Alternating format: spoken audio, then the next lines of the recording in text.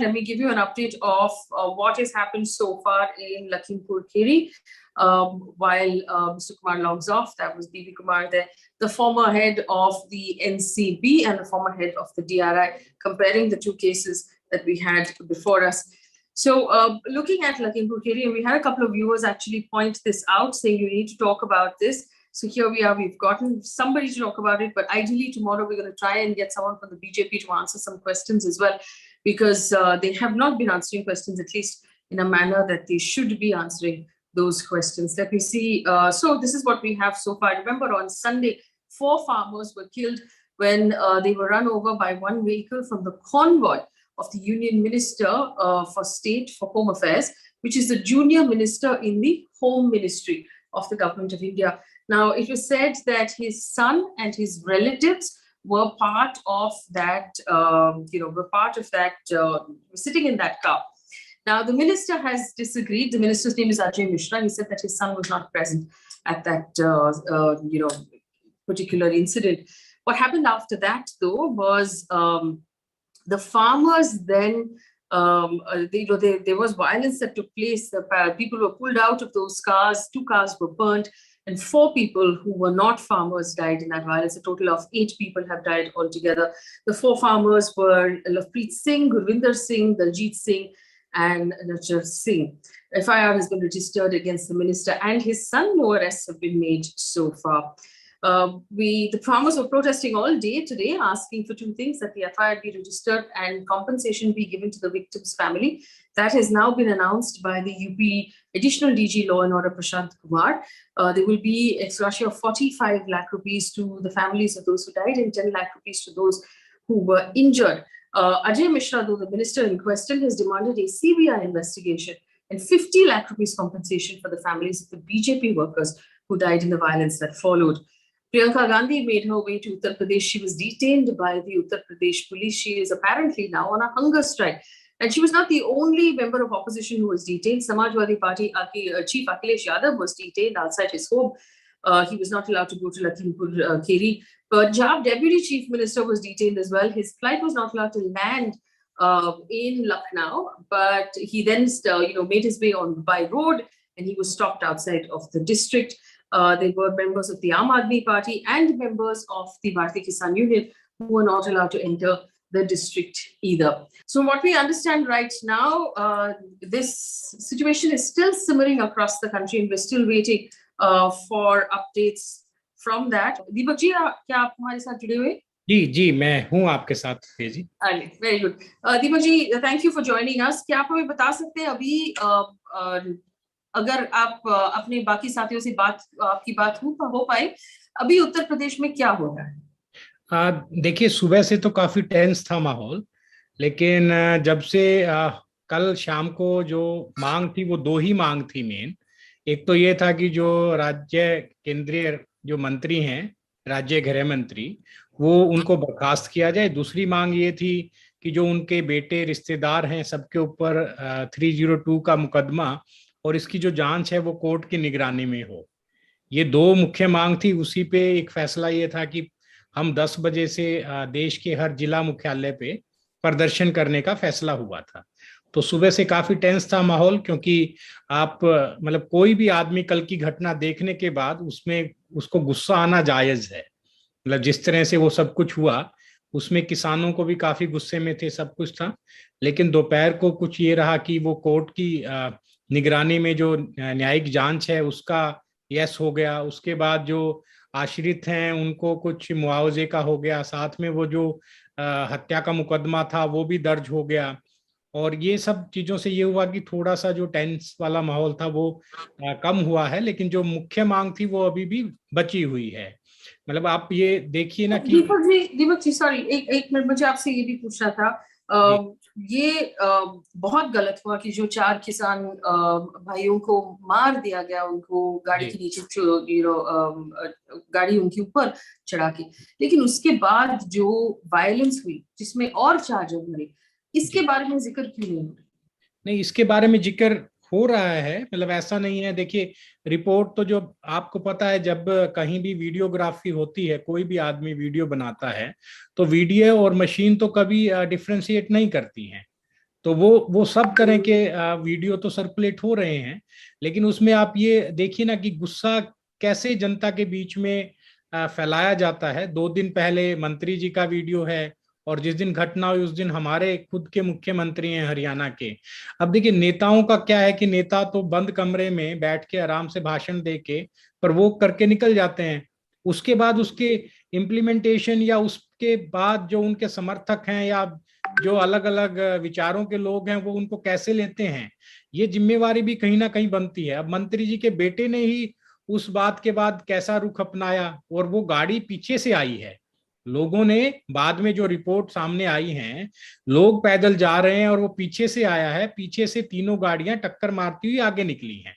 और जो पहली गाड़ी है जो कि थार थी, वो वहां रुकी है जहां पे तेजेंद्र विर्क, ये हमारे तराई क्षेत्र के एक किसान संगठन के अध्यक्ष हैं, जो संयुक्त किसान मोर्चे में पहले दिन से ही उस इलाके का प्रतिनिधित्व करते हैं।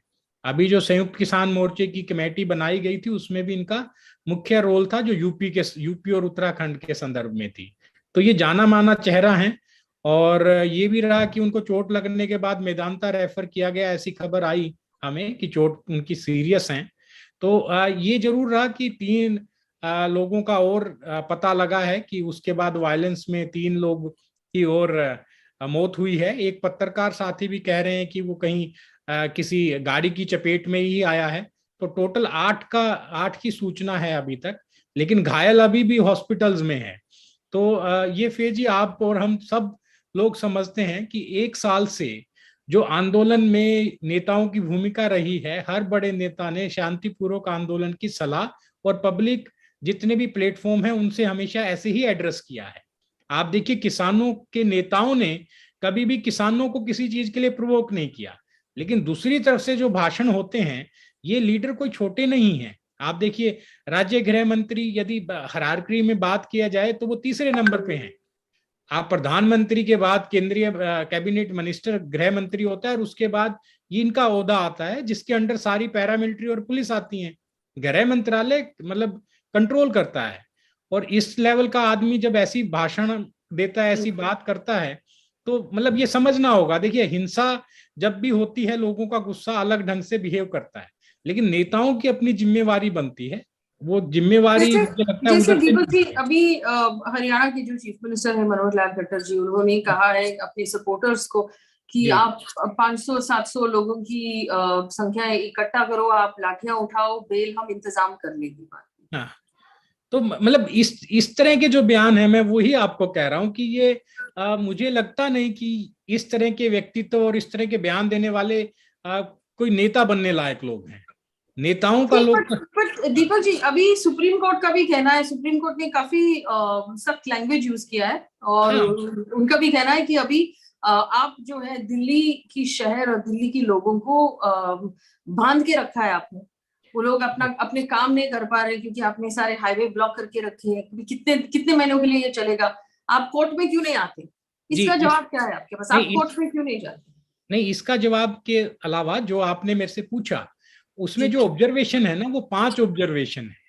तो मैं बल्कि ये मतलब आपके थ्रू ये बताना चाहूंगा कि वो 5 ऑब्जर्वेशन जो हैं, ये क्वेश्चन जो है इसमें 5 पॉइंट हैं। पहला पॉइंट सुप्रीम कोर्ट की तरफ से ये ऑब्जर्वेशन आया है कि आप कोर्ट में भी हैं और आप वहां आंदोलन भी कर रहे हैं, ये क्यों? तो इसके जवाब में हमारे नेता और संयुक्त किसान मोर्चे ने ये कहा है, जो ये संगठन सुप्रीम कोर्ट में गया है, इसका नाम है किसान महापंचायत के नाम से नाम है। और इसके जो नेता हैं वो राजस्थान के हैं, राजा राम जाट जी, जो कि संयुक्त किसान मोर्चे का कभी पार्ट नहीं रहे। तो संयुक्त किसान मोर्चा पहले दिन से कभी भी कोर्ट के बीच में नहीं गया। आपको याद होगा हमारे कुछ पहले के प्रोग्राम हैं, उसमें ये बात उठी थी कि कोर्ट क्यों नहीं जाते। तो हमारी तरफ से यही हमने दिया था पॉइंट कि ये जो लड़ाई है जनता और जनता के चुने हुए प्रतिनिधियों के बीच की है, तो इसमें कोर्ट का शामिल होना हमारे संयुक्त किसान मोर्चे की तरफ से नहीं हुआ। दूसरा, आज जो ऑब्जर्वेशन थी वो ये थी कि कानून है कहाँ। कोर्ट ने पूछा है कि ये माननीय कोर्ट के जज साहब ने बोला है, मतलब ऑब्जर्वेशन में, कि कानून तो है ही नहीं, आप किस चीज के लिए लड़ाई लड़ रहे हैं। तो आप देखिए कि माननीय कोर्ट ने ही शुरुआत में स्टे किया था। जब कानून है तभी तो स्टे किया था, और कानून पास भी है लोकसभा राज्यसभा से, तो कानून तो एग्जिस्ट करते हैं। तीसरा ऑब्जर्वेशन उन्होंने ये कहा है कि आप ऐसा नहीं कर सकते कि आप या तो सड़क चुने या आप अदालत चुने। तो उसमें यह था कि भाई हम तो शुरुआत से कहते आए हैं कि हमारी जो लड़ाई है वो तो आंदोलन की है, हम कानूनी लड़ाई नहीं लड़ रहे हैं।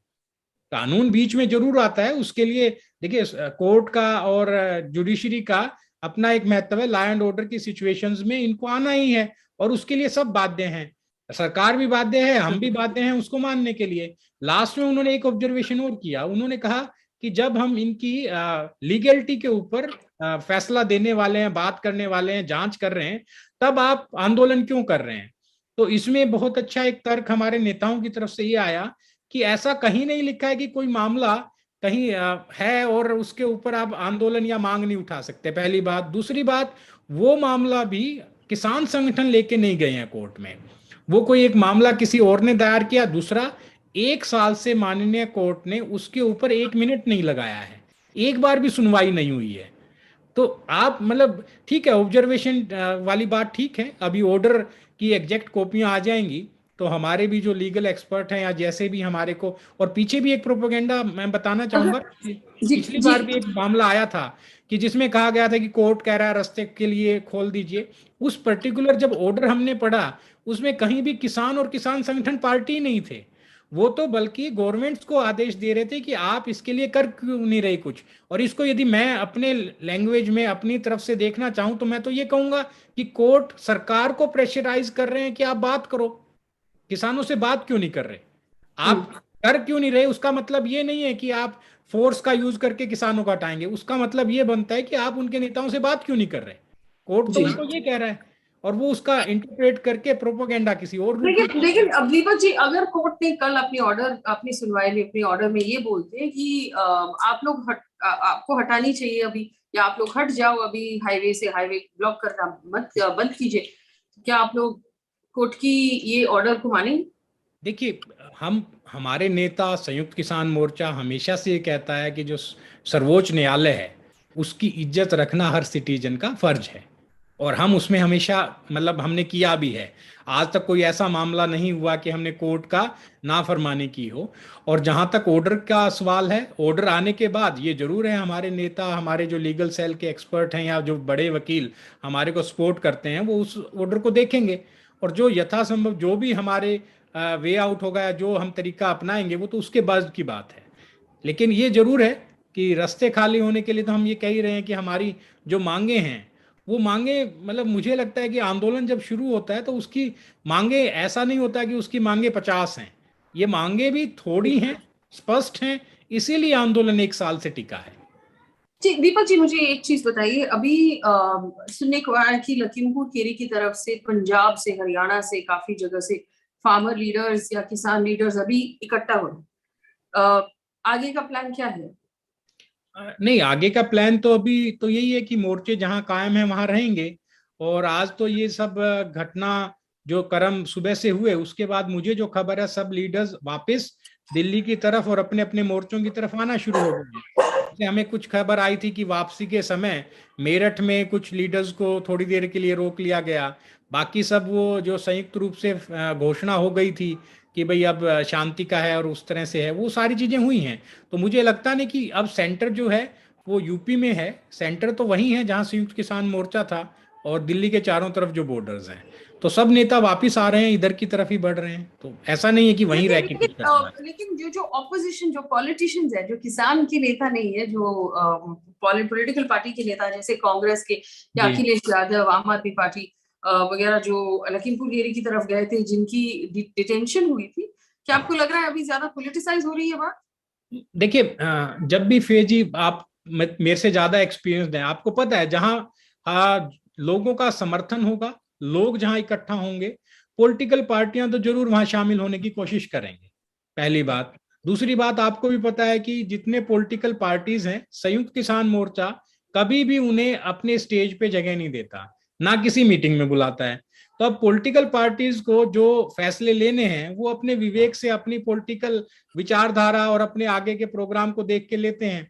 अब वहां यूपी जो जा रहा है, चाहे वो पॉलिटिकल पार्टी का है या किसानों के समर्थन में है या आंदोलनकारी कोई किसान संगठन का है, देखिए फ्रीली इधर उधर जाने का, मूवमेंट का तो अधिकार सबको होना चाहिए। मतलब उसमें मैं मतलब यदि मेरे से पूछें कि जाना चाहिए नहीं जाना चाहिए, वो उनका फैसला है, लेकिन कम से कम रोकने वाला फैसले नहीं होने चाहिए। जैसे आपने देखा कि बहुत से जो हमारे लीडर्स थे उनको भी नहीं जाने दिया गया, रोका गया। राकेश टिकैत जी समहाउ कल बैरिकेड इधर उधर करके लोगों ने उनको थोड़ा वहां तक पहुंचाया। तो मतलब एक ये, मैं इस बारे में तो नहीं ये कह रहा कि पार्टीज को जाना चाहिए कि नहीं जाना चाहिए, क्योंकि ना हम उनके कंट्रोल में है, ना वो हमारे कंट्रोल में है, और ना हम उनके साथ हैं, और ना वो हमारे साथ किसी मंच पे हैं। दीपक जी, हमारे साथ जुड़ने के लिए बहुत धन्यवाद। और दीपक जी तो पिछले काफी महीने से हमारे साथ बात कर रहे हैं। और we hope that we can continue to talk about this in the future and track the updates from the farmer protest. Deepak Lamba, who is a farmer leader, joining us to tell us what's happening in Lakhimpur Kheri.